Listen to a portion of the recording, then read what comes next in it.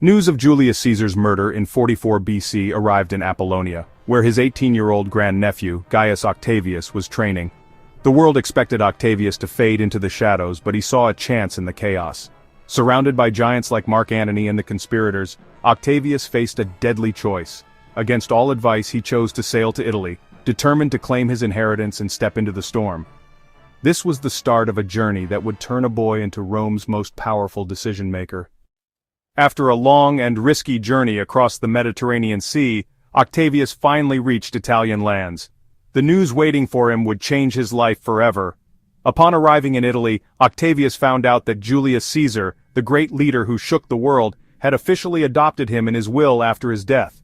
This adoption was not just a formality, it had deep legal and political effects.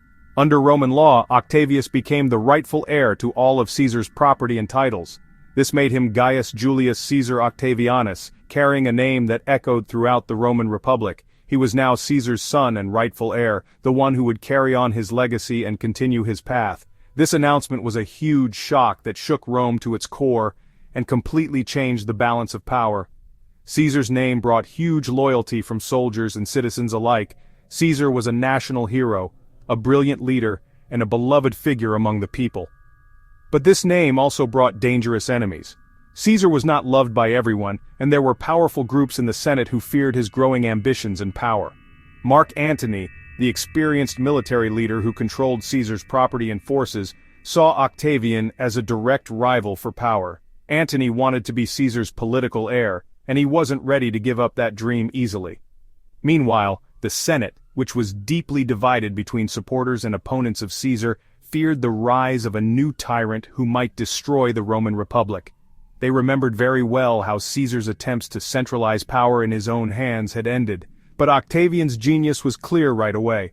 The ambitious young man realized that winning the people's support was key to gaining influence and establishing his power. Instead of holding on to his personal wealth, he generously sold his own property to fulfill Caesar's promises to the Roman people. He knew that these promises were very important to them. With this smart move, he immediately gained their support and loyalty. They saw him as Caesar's true heir, the one who cared about their interests and sought to improve their well-being. In contrast, Antony's refusal to pay these dues to the people made him seem greedy and power-hungry in their eyes.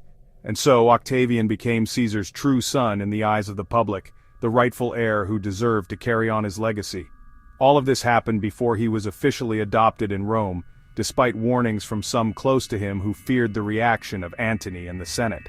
By taking on Caesar's legacy with all its power and influence, Octavian gained the loyalty of the Roman legions and the people alike. And so, the stage was set for a new and bloody conflict for the future of Rome, a conflict that would decide the fate of the Republic and shape the Roman Empire we know today. In Rome, the established order, represented by Cicero and the Senate, initially underestimated Octavian. They saw him as a mere youth, easily manipulated. They believed they could use him as a pawn, a tool to be deployed strategically against their true rival, Mark Antony. They failed to grasp the depth of his ambition and the sharpness of his political mind. He feigned cooperation, skillfully playing the part they expected of him. In doing so, he gained their trust and, more importantly, their support. He began to consolidate his power, quietly gathering an army composed of veterans loyal to the memory of Julius Caesar, his adoptive father. These were seasoned soldiers, hardened by years of war, and they saw in Octavian a leader who could restore the glory of Rome. The Senate, still underestimating him, formally recognized his growing influence, granting him membership and command. They dispatched him to Mutina to confront Antony, believing this would weaken both rivals and restore the Senate's authority. Following a hard-fought victory and the deaths of both consuls, Octavian found himself in sole command of a powerful, battle-tested army. When the Senate, now wary of his power, denied him the consulship, he took decisive action. He marched on Rome itself.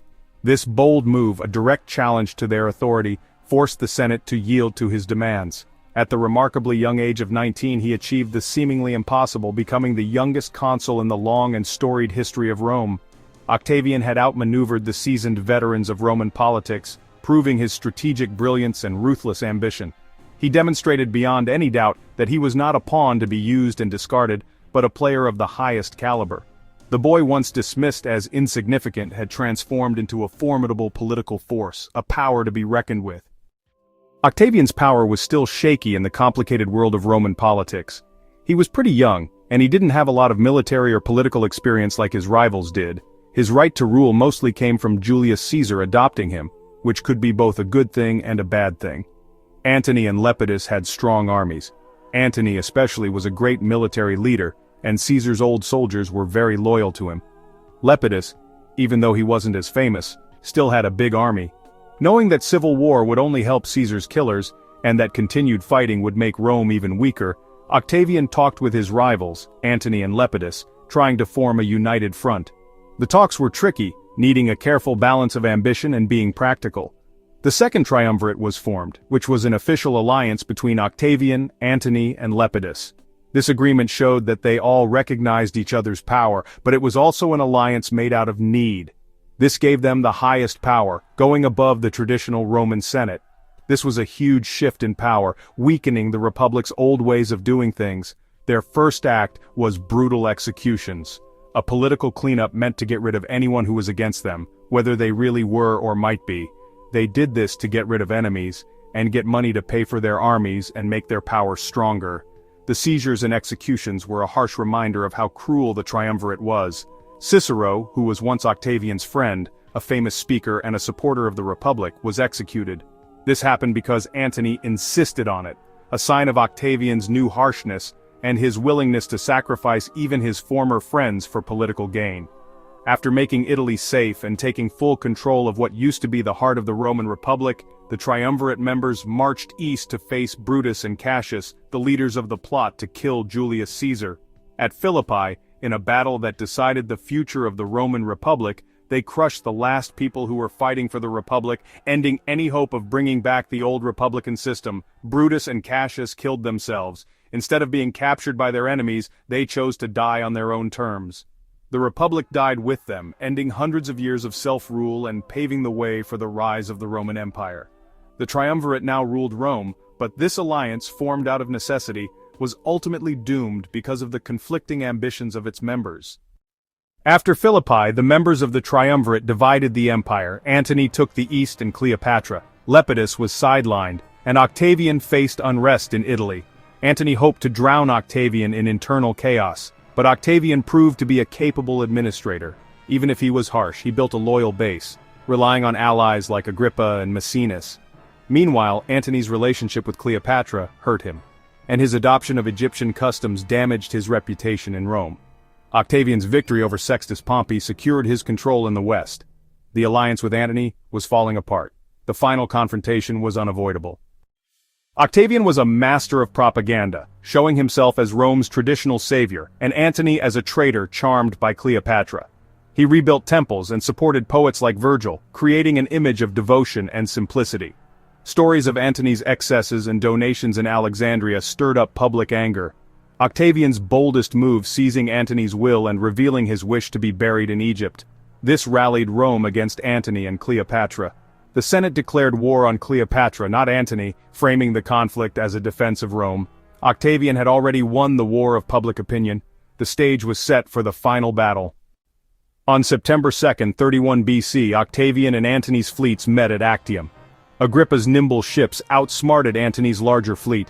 In a key moment, Cleopatra's ships ran away. Antony left his men to follow her. Without a leader, Antony's forces fell apart and gave up.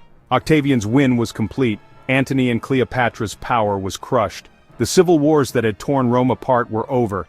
Octavian came out as the only master of the Roman world. The Republic was finished. A new age was beginning. Rome's future was now in Octavian's hands. With the deaths of Antony and Cleopatra, Octavian returned to Rome as a bringer of peace. He held all the power. But he avoided Caesar's mistake of claiming to be king. In 27 BC, he organized a public restoration of the Republic, only for the Senate to beg him to keep control. He accepted the title of Augustus, becoming Rome's first citizen, not its king. On the outside, the Republic's forms remained, but all real power was his. The Principate was born, the foundation of the Roman Empire. Augustus ruled for over 40 years, bringing in the Pax Romana, or Roman peace. The sickly boy had reshaped Rome's world. The Republic was gone. The empire would last for centuries. Octavian's rise is a lesson in ambition and strategy, and the transformation of Rome. He started as an underestimated young man and ended as Augustus, the model for all emperors. His rule brought stability, but at the cost of liberty and ancient traditions. Augustus's methods were harsh, but his legacy was peace and order. His story forces us to ask, is stability worth the price of freedom? History is shaped by such figures, complex, flawed, and transformative. The echoes of Augustus's ambition still shape our world today.